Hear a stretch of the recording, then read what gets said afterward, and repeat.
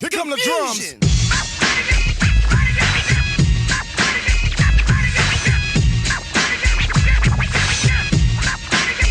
All right, here we are again. Pardon the Dissent. Another podcast, direct-to-podcast edition of Pardon the Dissent. Joey Vincent here. I'm the host of this show. You're the listener of this show. Now we got the roles worked out. Let's talk a little bit. This is another, if you listen to the last direct-to-podcast episode of Pardon the Dissent, I told you that I've attempting to self-produce these podcasts. So, again, I want to start this one with the warning that, hey, I'm pushing all the buttons by myself, and I'm talking, doing all that stuff. No producer here, just me. So if it's not as polished as it normally is, that's why. But I have a feeling they're going to get progressively better. It already feels like it's getting a little bit better. So bear with me. That's just a cost-cutting measure on my part, so I can still afford to do this additional podcast every week, and we're going to keep on doing that no matter what. I'm recording this. Today's date is September 4th, the year 2015, so make sure you take any information that I tell you based on that date, because things change sometimes, and I don't want to be like you're listening to it, a month from now, and you're like, wait a minute, things are totally different now. Yeah. But I recorded it on this date, so therefore the information I'm giving you is based on everything that I know as of September 4th, 2015. We have sponsors here. These are sponsors that help me in part pay for this show and the live show that we do on Monday nights also. Bell Bonds Doctor, natural, pure drinking water. And I always say it's the drinking water, the only water that I drink, and that is absolutely true. I do not drink any other bottled water, especially from like those evil people, Nestle, right? I don't drink any of their water. I drink natural, pure drinking water. It's very good. They also have very good green practices. Minnehaha Recording Company, they're another sponsor. Stupid Simple Branding, spit out the words. And Scotty and the Don. Those are all the sponsors here at the show. And if you want to find out more about those sponsors, which I encourage you to do, because if you do that, then maybe you'll spend some money with them, and then they'll be happy, and they'll give me more money to do the show. If you want to find out about them, though, go to PARDONTHEDISSENT.com. That's the website for the show, obviously. PARDONTHEDISSENT.com.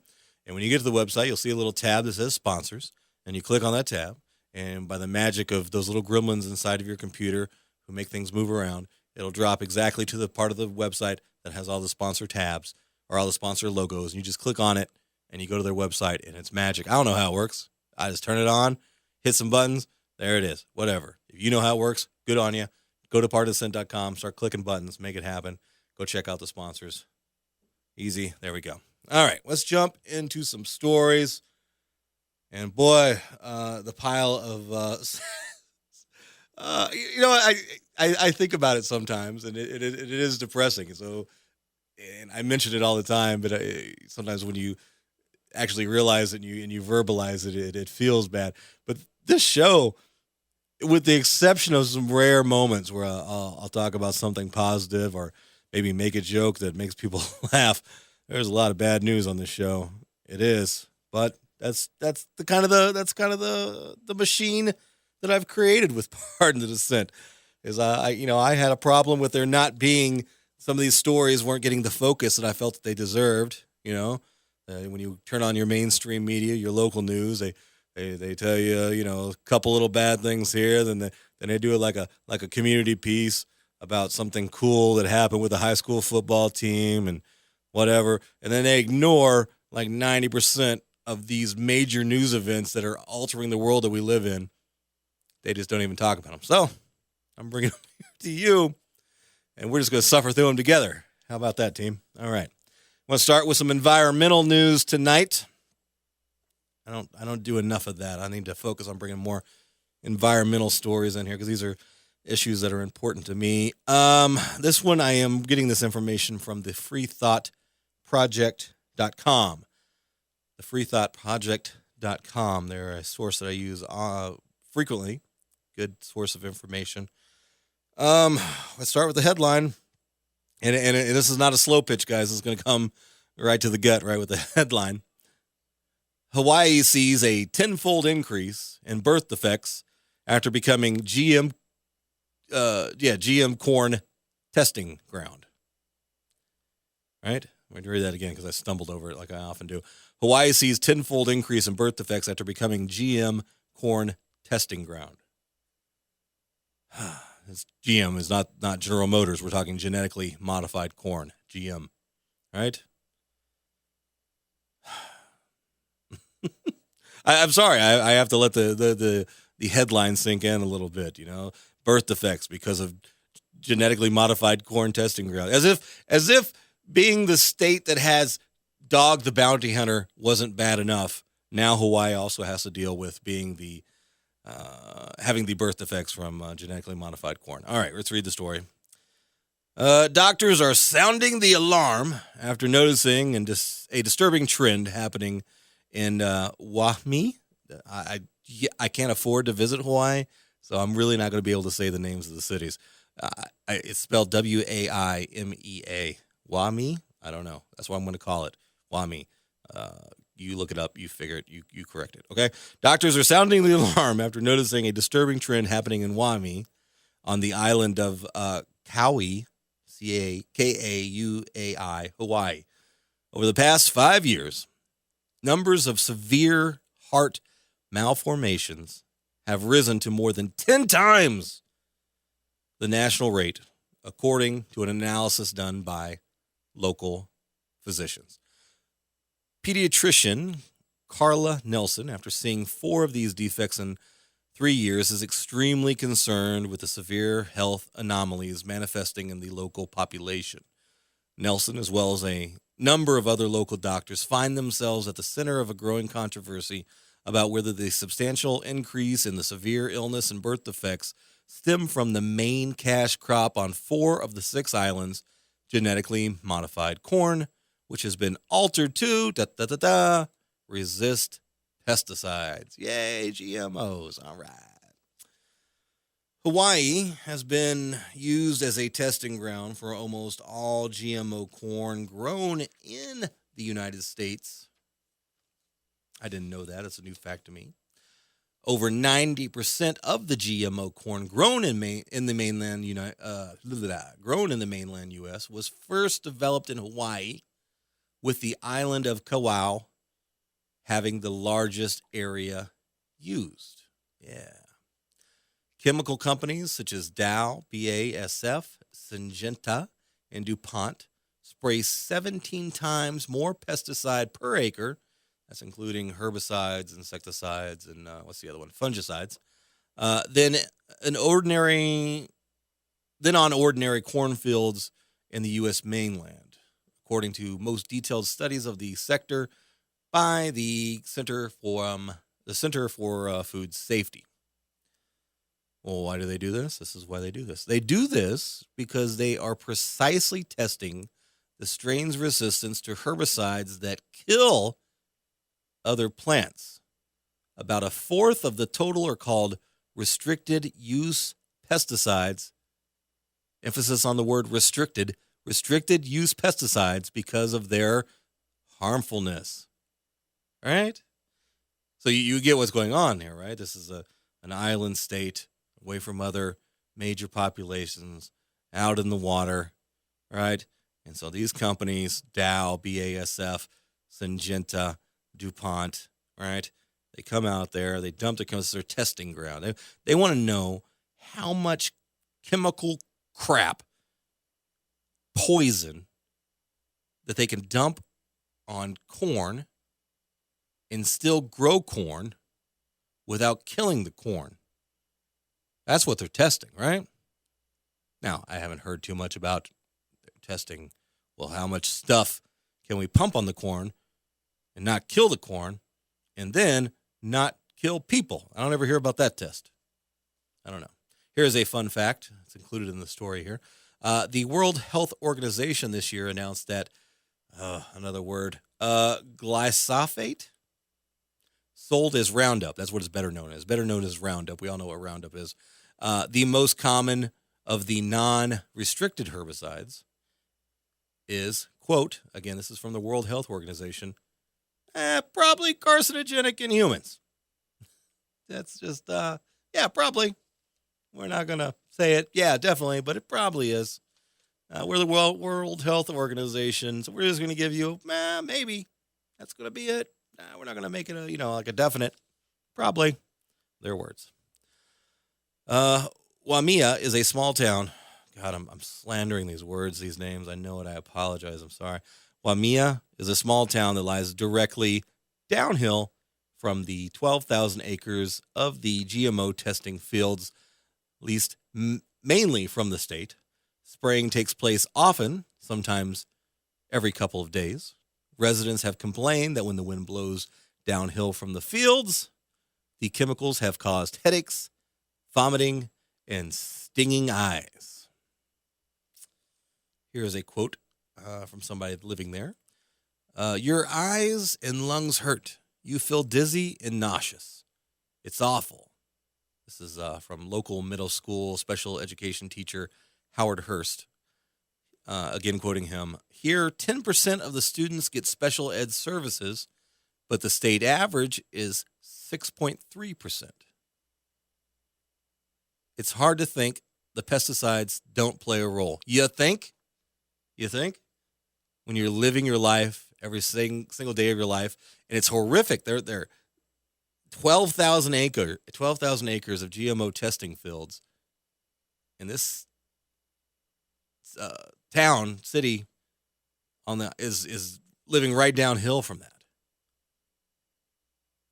Living in it, they're absorbing it not only by just breathing it in, but any of their food, any of their crops that they grow, their water supply.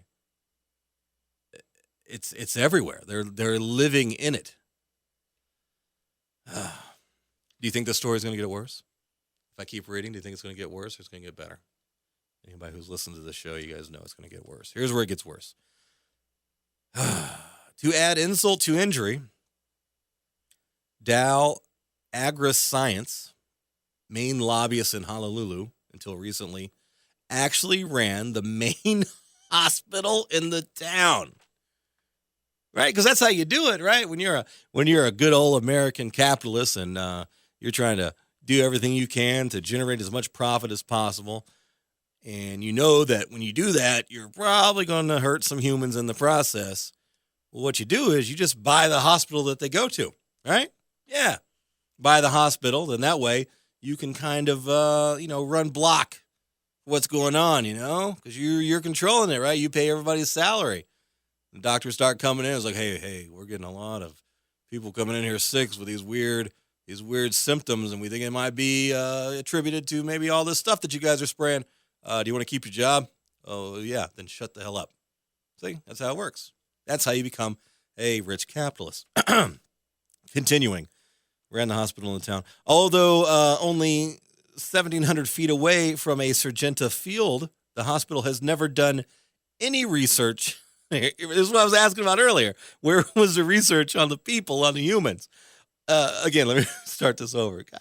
Although only 1,700 feet away from Syngenta Field, the hospital has never done any research into the effects of pesticides on its patients. All right, this story is 2 more pages long. That is the gist of that one. If you need more than that, are you like, well, Joey, I don't know. You've only read 2 pages of the story. I'm not really sold on how bad this story is. Well, you need to look it up on your own because I've got more in my pile of bad news here. We're going to have to move on. But again, that's from the Free Thought Project. Please look it up. Read the rest of it. Headline again was Hawaii sees tenfold increase in birth defects after becoming genetically modified corn testing grounds. All right, let's take our first break at that night. Well, actually, before we do the first break, I want to tell you about something. I don't normally do promotions or live read commercials on the podcast episodes of the show. I usually save that for the live shows. But I'm actually going to make an exception here. I want to tell you about, and this is going to, just so you a heads up, it's going to pertain mostly to people who live here in the Twin Cities where we're at. So if you're not in the area here, then it doesn't mean anything to you. but you can actually still look up and watch on your independently what you're talking about, what I'm getting ready to tell you about. My friend Sam Taylor, he's an activist and photojournalist here in the Twin Cities.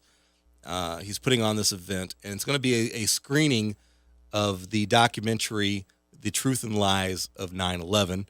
Of course, it's going to happen Friday, September 11th at 7 p.m. I don't have the name of the venue, but I do have the address. The address is 4200 Cedar Avenue. And this is a documentary that was put together by Michael Rupert shortly, and he began showing shortly after 9/11. I've seen this one before. This is a very good documentary on the subject. Has a lot of great information in there. It's a 2.5-hour documentary. It's going to be kind of a long one, but they are going to offer food as well too. They're going to have vegetarian spaghetti will be served there at the event, and anyone who attends, or they're asking if you'd like to bring a dish too if you want, but you can still come regardless. But feel free to bring a dish if you want to. But again, the documentary is The Truth and Lies of 9/11. This is going to be on Friday, September 11th at 7 p.m. at 4200 Cedar Avenue. I will not be there. I would love to be there. I actually work at my my square job on that day, so I can't. It was too short of notice for me to get off for that. But I encourage you to go see this. If you have not seen this documentary yet, it's definitely great information, solid and investigative work into the 9/11 conspiracy, and you should watch it. And be quite honest, this is a free event. You can go watch it for free. But if you can't make it that night, you can find it on YouTube. It's pretty easily. It's been made available on YouTube. But one more time, it's The Truth and Lies of 9/11.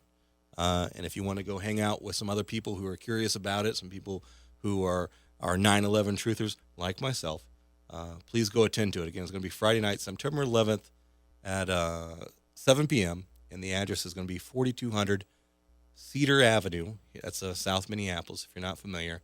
And when you get there, look for Sam Taylor and tell him that I sent you. So, yeah, do that. We're going to go to break real fast. We'll come back, and I'll dig back into my big old pile of bad news. And we'll see what's happening next. Press delete, hit him in the chest with heat. Hail to the chief, bullets everywhere and speed. Violence is more American than apple pie and Soul Train. Baseball, nickel-plated knives and cocaine. It's ill bill, non-fiction. If I'm offending you with my words, I meant it. Protected by the First Amendment. If this was Iraq, I'd have been beheaded. Instead of sparking a dialogue, I'll be hanging in Baghdad shredded. Yeah, I recognize, but if I ever disappear under mysterious pretenses, you guess why? I guess the CIA is trying to die. They want to terrorize me.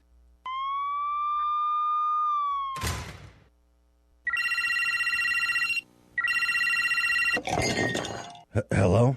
Oh man, I'm really in a world of hurt now. Really? How long have you been there? I don't really know, but I have to be at work tomorrow. Oh man, you gotta call the doctor. Really? But it's so late, and doctors make me nervous. Maybe I should just wait here and see if this gets any better. No, trust me. The Bell Bonds doctor is always the best option, and he's available 24/7. Unlike other Bell Bondsmen, this guy is extremely trustworthy and professional. He can get you out in no time.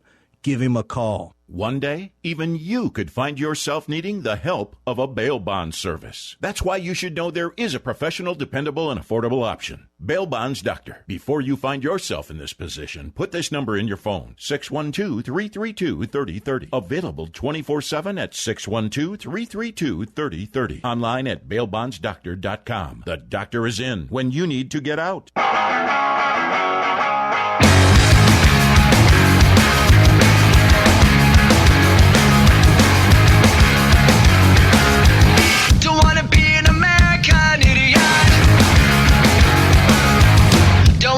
Under the new media, and can you hear the sound of hysteria? The subliminal mind, I'm not America. Pardon the dissent. Joey Vincent here. Just me, alone, with you. In this spooky studio. In the wee hours. I do want to I failed to mention when I was telling you about the event, the movie here in the Twin Cities, the screening of the documentary, The Truth and Lies of 9/11. There's actually a Facebook event for it as well too. I don't know how. If you search, I guess you just stick it in the search thing. I guess film screening and discussion. Film screening and discussion. The Truth and Lies of 9/11. That's the actual name of the event, and it's hosted by Sam Taylor. So direct any future questions to him. But again, that's September 11th, 7 p.m. 4200 Cedar here in Minneapolis. But again, if you're not in the area, you can find that document online. What I want to talk about this is going to be a little weird here, but we're gonna try and see if it works. I was going to mention, I didn't want to go into great detail about it because I've got other stuff I want to talk about. But any of you keeping up with the story out of Kentucky about the religious kook Kim Davis? She's a Kentucky clerk of some kind, and whatever county that she's in charge of handing out the marriage licenses. And apparently she don't like the gays. Go figure, right? She don't like the gays, so she wasn't going to let them get married, even though, that little old thing called the Supreme Court made it legal here in this country. Kim Davis of multiple marriages by multiple men and multiple kids, decided to pick this as the religious angle that she wanted to defend, and she said she was going to refuse signing marriage licenses. Well, as anyone, again, I'm sure most of you have been following this story. It came to the point now where she went to court. She still refused to do it, and the judge put her in jail. So she's sitting her very religious ass in jail right now, where she should be. I'm not a big fan of the law, but I am a even less fan of treating people less than human. And if you want to be a kooky religious person and live your life like that, go right ahead. It's fine, as long as it doesn't interfere in anybody else's life, which this did, and now she's in jail. But don't worry, Kim. I'm sure the gay for the stay doesn't really start kicking in for a couple days, so you're probably still safe right now. I don't know. But funny, as if Kismet, this is where I'm kind of going to go off the script here a little bit. As I was on the break there, and I was pushing buttons and going over my notes for the next story I wanted to talk to you about, I started getting a message on Facebook from this dude who goes by the name of Bobby Melton. Okay, and the reason that Bobby started messaging me was that earlier in the afternoon today, there was a thread discussion going on about Kim Davis, and Bobby had some very hateful things to say about gay people. Yeah, so he sent me a message, and I'm going to read it to you. This is a real person. I went to his Facebook page, checked him out, and I don't know if he knew what I do for a living, but I'm going to give him some attention, which he clearly wants. So again, when I went to my my other inbox, you got your regular inbox and your other inbox on Facebook, and people who aren't your friends, their messages tend to go to your other box. And I guess these messages started coming at 8 o'clock. I didn't realize it until just a few minutes ago. And where was it now? We're about midnight right now. And here's the first message that he sent me. Again, this is Bobby Melton, the homophobe. And this is unbelievable. It is actually true. You're welcome for serving you in this country. Thanks for the great disrespect. He sent that at 8:01.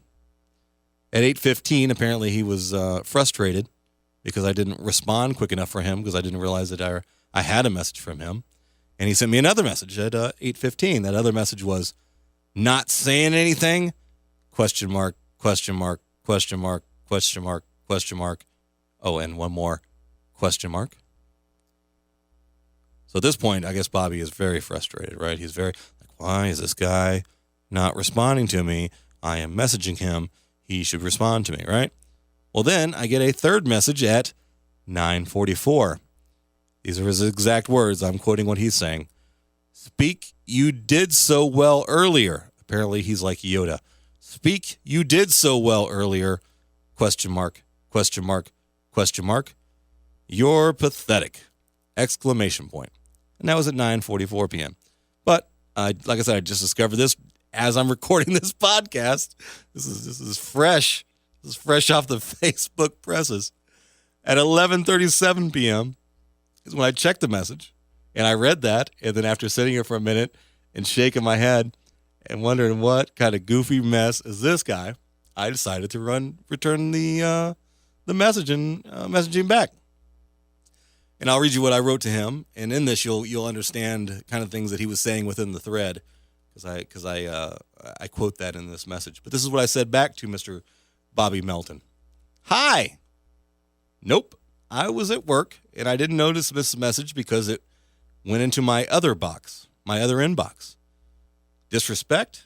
Let's see. You said, and these are the quote that I'm quoting him word for word, homosexuality is an abomination, and it says so in the Bible. You make me sick. Then I told him that I said to him in return, and this is verbatim what I said back to him on the Facebook thread, I bet Bobby Melton eats shrimp, has had sex out of wedlock, and wears clothes made out of blended fabrics. All right? Everybody who understands how the Bible works knows that there's other things in there that apparently God and Jeebus wasn't big fans of, and that was some of them there. Again, I continued with my message to him. What I did was not disrespect. It was me making fun of your hateful ass and making you look stupid because you're a hypocritical twat. I don't thank you for serving this country. It was your choice. I am embarrassed by you, though. It's sad that you took an oath to protect the Constitution, but you support preventing your fellow Americans from having equal rights. Now, go get some rest so you have enough energy to keep patting yourself on the back for your service. And just moments ago, literally before I hit record here for this next segment, he responded back, LOL. So, I don't know if we'll be having a further conversation. Oh, I just went to click on his Facebook page because I was going to tell you a little bit more about him, but now he's blocked me. So now I am blocked. That's weird. I don't know if this makes for good podcasting. Me going over what happened here on Facebook, but I thought it was very interesting. I do remember when I looked at his Facebook page, he is in Wisconsin somewhere, and he's apparently in the Army or was in the Army. He's a younger kid, bald head, of course. Kind of looks like a little less attractive Forrest Gump, right? But his name is Bobby Melton, BOBBYMELTON, and he is a very hateful homophobe. And there you go. Get to know him. Anyway, that was weird. I was like right here as I'm recording, and that kind of just happened. I don't know. Anyhow, moving on. I guess I could tie this into a military-related story, just for a little special Bobby Melton dedication here. Let's do that. Let's do a military-related story. All right, this next story I'm going to read from, this is from the antimedia.org. The antimedia.org, another source that I enjoy. Headline here, J.P. Morgan hires 4-star general notorious for extrajudicial killings in Iraq. You know what? Of all the headlines I read here, this is probably the least surprising one so far. I was like, yeah, that makes perfect sense to me. Why wouldn't J.P. Morgan hire somebody who's really good at killing people? Anywho, let's read the story here. Proving yet again that the unambiguous ties between government and private interest, 4-star General Ray Odierno, who retired as the U.S. Army's Chief of Staff on August 14th of this year, made a rather abrupt leap in a career choice to senior advisor for J.P. Morgan Chase less than a week later.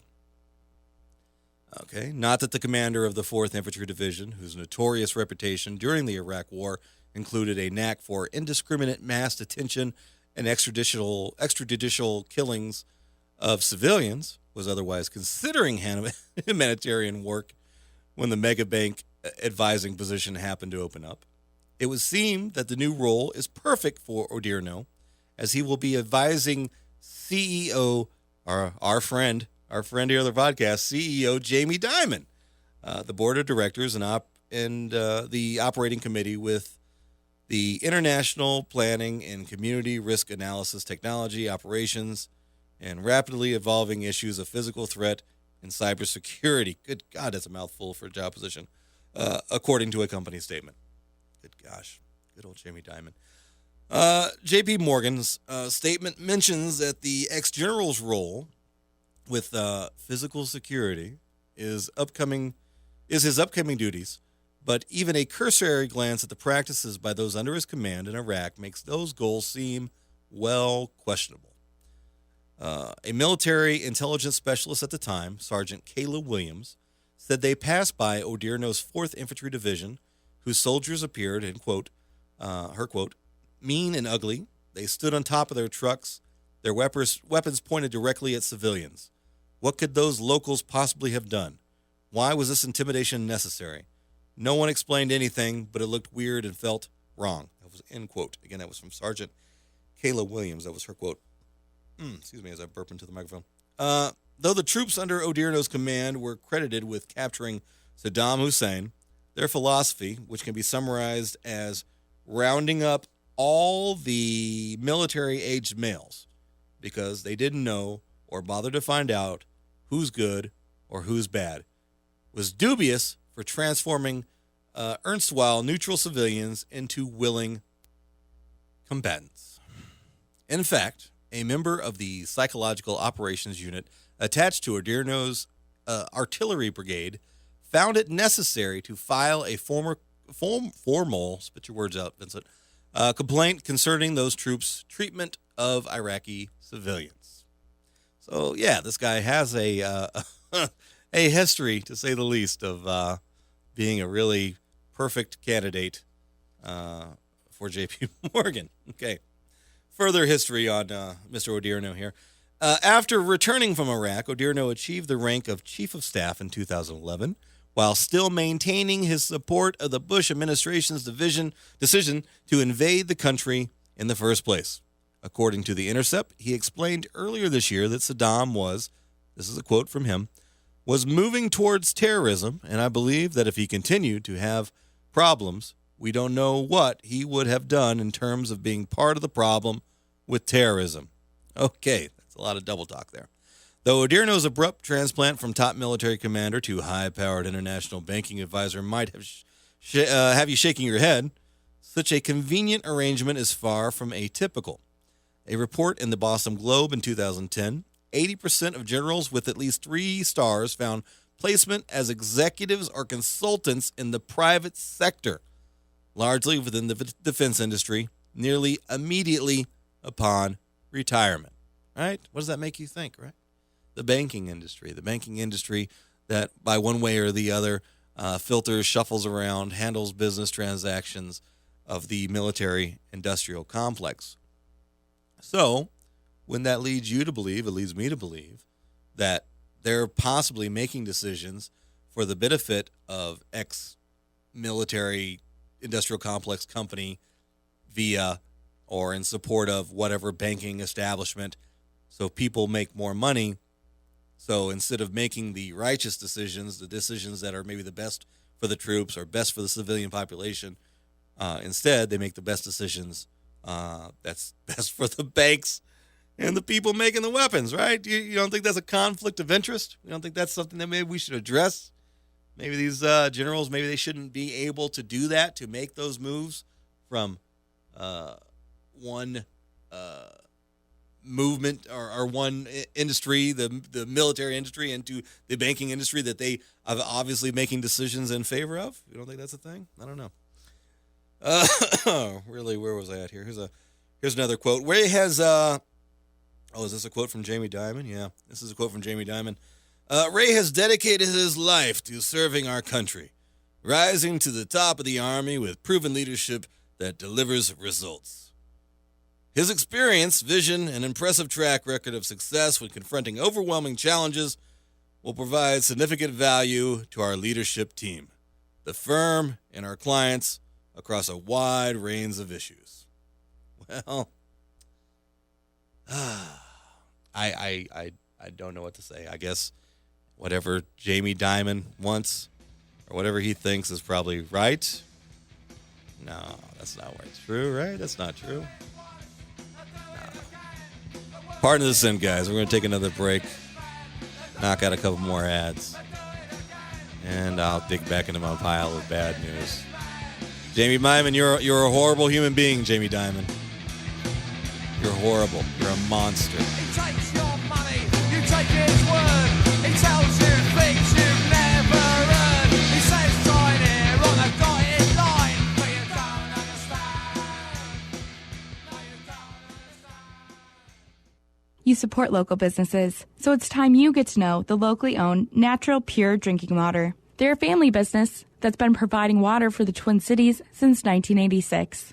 Their water is purified using reverse osmosis, effectively removing chemicals such as salt, magnesium, iron, fluoride, lead, and calcium, as well as bacteria.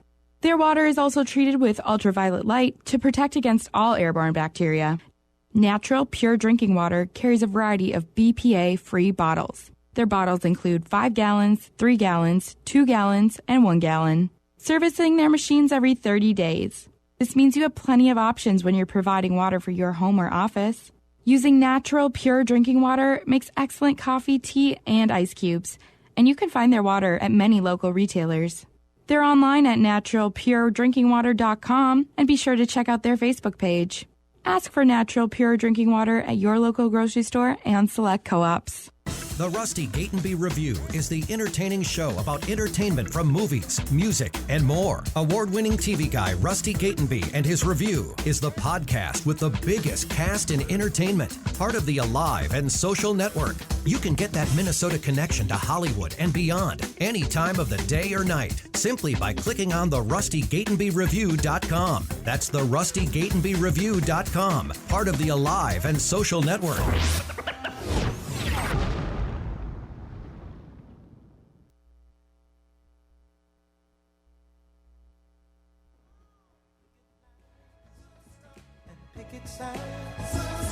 Don't punish me with brutality. Talk to me so you can see what's going on. What's going on? Yeah, what's going on? Oh, what's going on? Yeah, I had to change up the music a little bit. Need a positive vibe going into the last story today. Not that the story is going to get better. I just wanted something to relax my nerves a little bit. A little Marvin Gaye. Marvin Gaye will loosen me. If Marvin Gaye doesn't loosen you up, you need to check your soul, man. There's something completely wrong with you if a little Marvin Gaye singing doesn't just, I don't know, take your blues away, make you feel better, make you feel positive, make you want to give hugs and high fives to people. Appreciate some Marvin Gaye. All right. Last story of the night here. Finish off with a disturbing story. So prepare yourselves for that. My source on this one is once again the freethoughtproject.com. The freethoughtproject.com. I'm not going to read the whole story. It's a 4-page story. I'm just going to read the first half of it here, but I think you'll get enough out of it to understand why this story is on the show. The headline: U.S. ally, Saudi Arabia, has beheaded twice as many people as ISIS in 2015, and the mainstream media is silent. Yeah. Jump right into the story here. While American mainstream media propagandizes the general population with ISIS state decapitations close U.S. strategic ally, Saudi Arabia, has amassed a beheading body count far outpacing that of ISIS. While the crimes committed by ISIS are horrific in nature, the fact that the U.S. not only condones but supports a state that is far more violent than ISIS should be pointed out. The constant drumbeat from the pundits and politicians alike is that America must stop the menace known as the Islamic State. The impetus given is that we must stop brazen public beheadings as it is an affront to the civilized world and a blatant violation of human rights.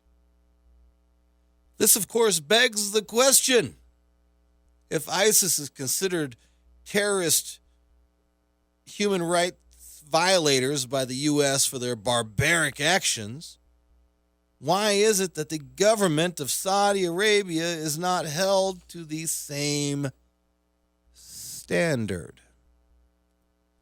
Over the past 12 months, Saudi Arabia has beheaded at least 175 human people, including mentally disabled individuals and children that were under 18, according to a new report by Amnesty International. All right.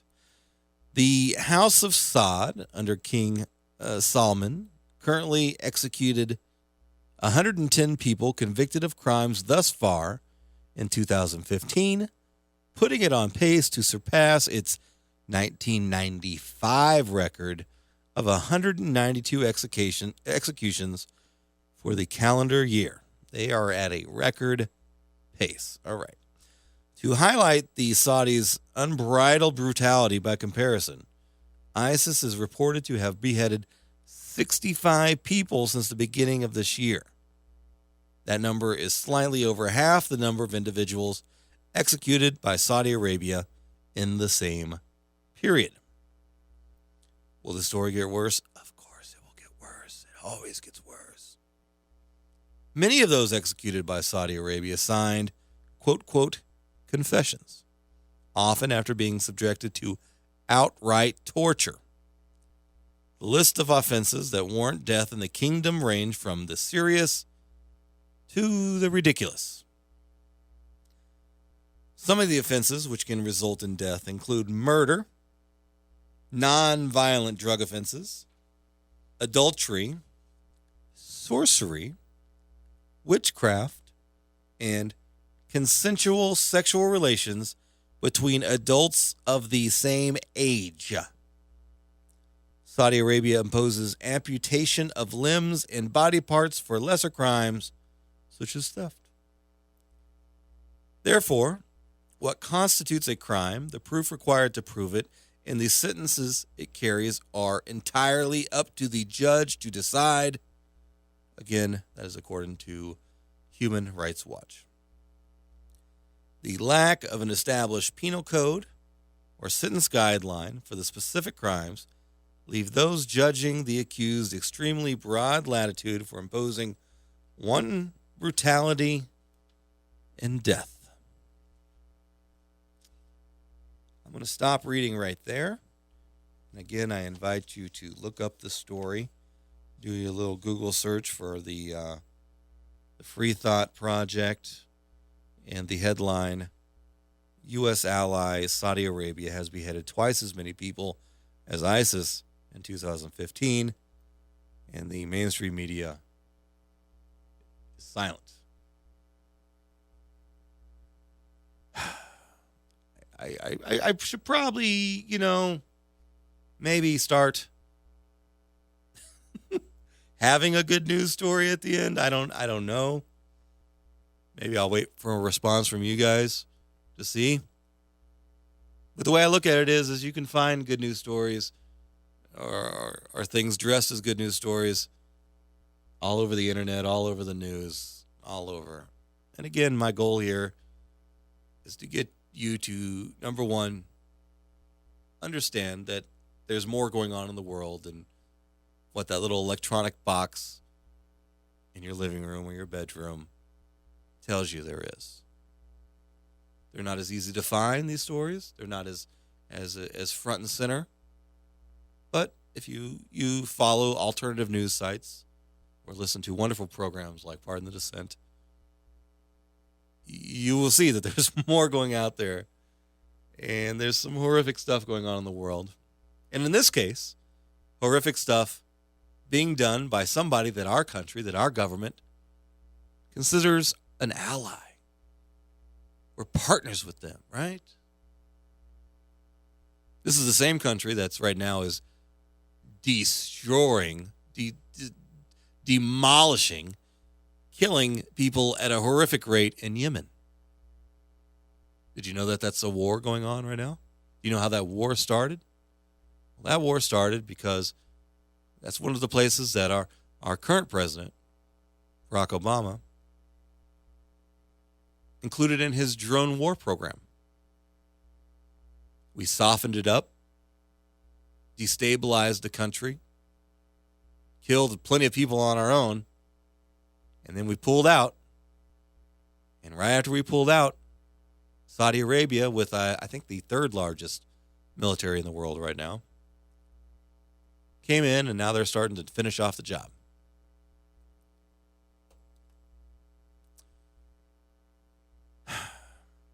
Doing so with money that we provide them, of course, because they love to sell us oil. But this is the world that we live in. This is the world that we share. And setting a record for beheadings. Our ally is.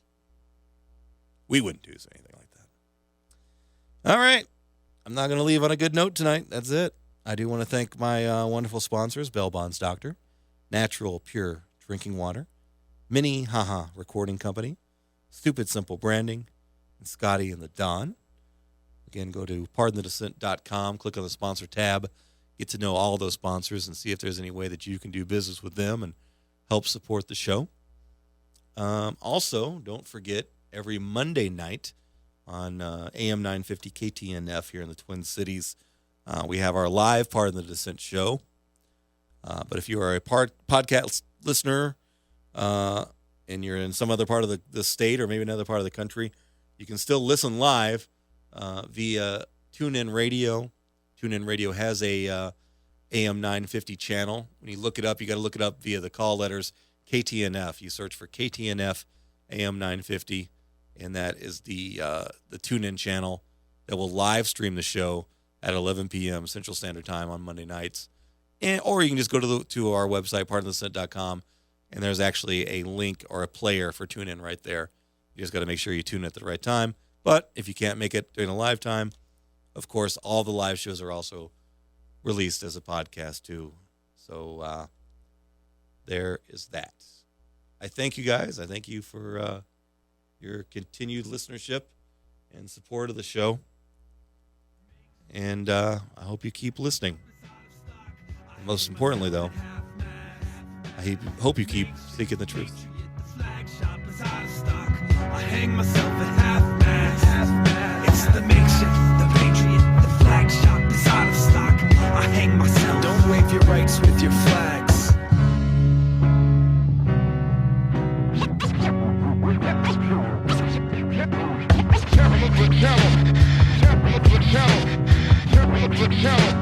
Look at that beer, bro.